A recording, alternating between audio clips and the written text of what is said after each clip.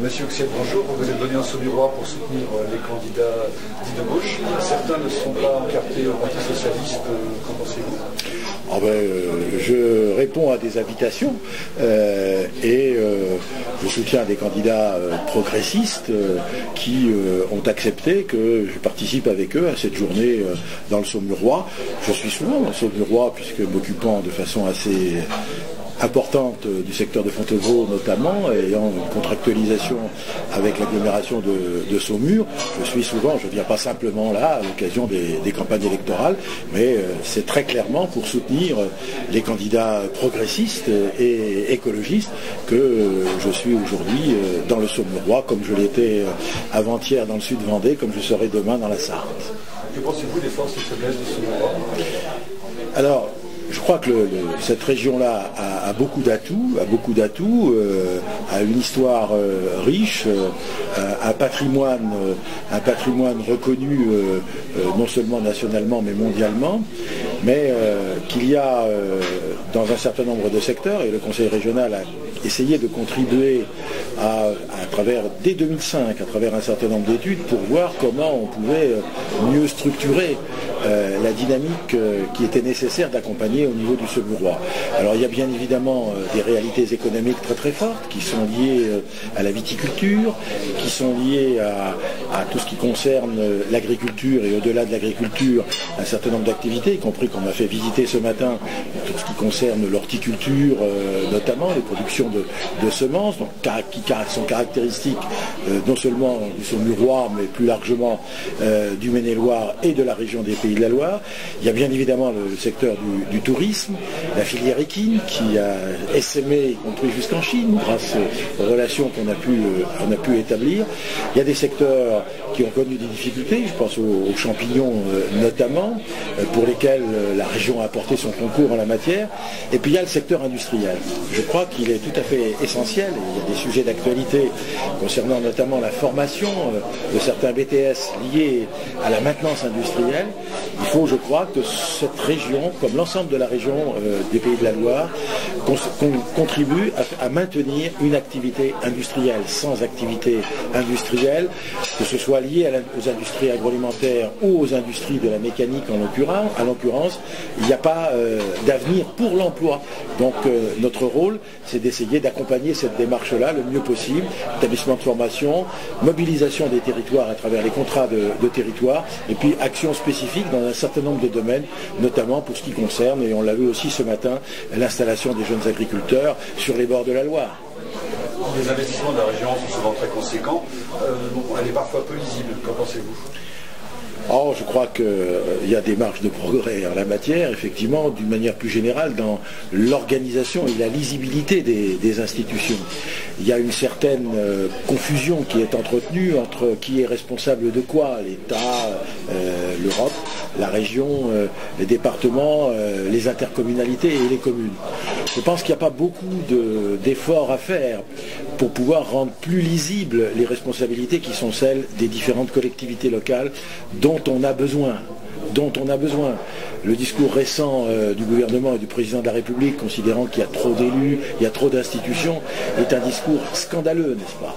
On a besoin, au contraire, d'avoir des pouvoirs locaux, comme on dit dans le système des Nations Unies, c'est-à-dire des collectivités territoriales pour lesquelles on identifie clairement les responsabilités, mieux qu'on ne le fait aujourd'hui.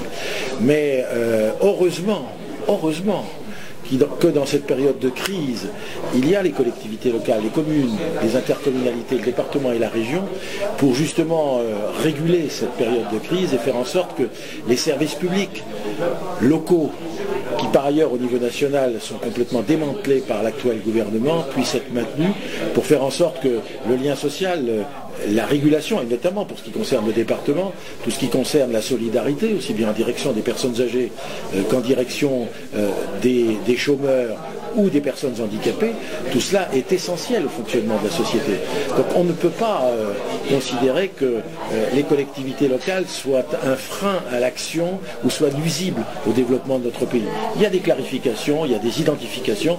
Moi je suis de ceux qui prônent cette notion de chef de file, c'est-à-dire de pilote dans l'avion, pour clairement identifier qui est responsable de quoi, et qui doit permettre encore de faire en sorte que l'ensemble des acteurs, comme on le voit sur les territoires, se rassemblent pour financer en commun un projet d'intérêt collectif. Le Saumurois a toujours été coupé en deux par la Loire. Pensez-vous qu'il est possible, au travers de cette réforme des collectivités, de le réunir à nouveau? Je pense que la Loire ne fait pas que couper le Saumurois, elle constitue un atout majeur, de mon point de vue insuffisamment valorisé. La Loire-Vallée est connue à travers le monde. Et nous étions ce matin à discuter avec des acteurs du tourisme de proximité.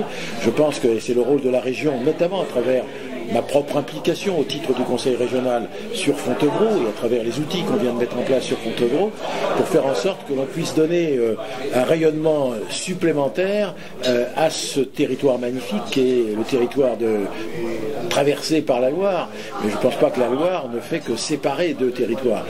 Il doit y avoir effectivement des recompositions en matière intercommunalité, en matière des territoires de proximité. Le gouvernement a prévu de mettre en place dans les jours prochains des commissions intercommunales au niveau départemental pour faire en sorte que l'on voit comment on peut mieux faire en sorte que les gens prennent l'habitude de travailler ensemble.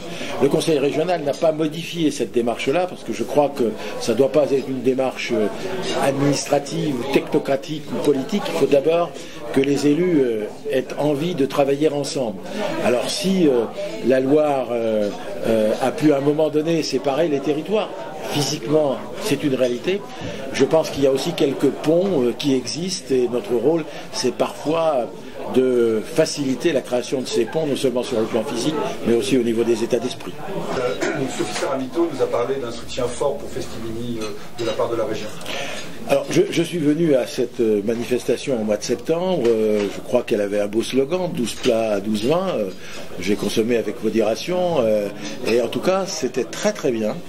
À l'intérieur de l'abbaye de Fontevraud, les trois restaurateurs s'étant groupés, les producteurs de vin bien évidemment aussi.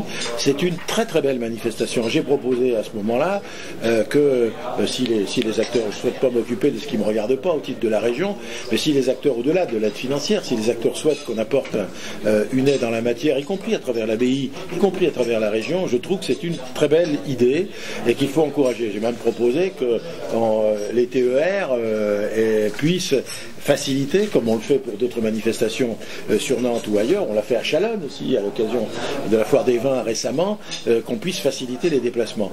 Oui, je considère que toutes les initiatives qui peuvent être prises pour fédérer un certain nombre d'activités ou un certain nombre d'acteurs, y compris sur un territoire comme le Saumurois dont on a parlé tout à l'heure, qui a besoin justement d'avoir des activités phares dont il a peut-être manqué dans un certain nombre de domaines et de cas, je pense que nous l'accompagnerons tout à fait volontiers.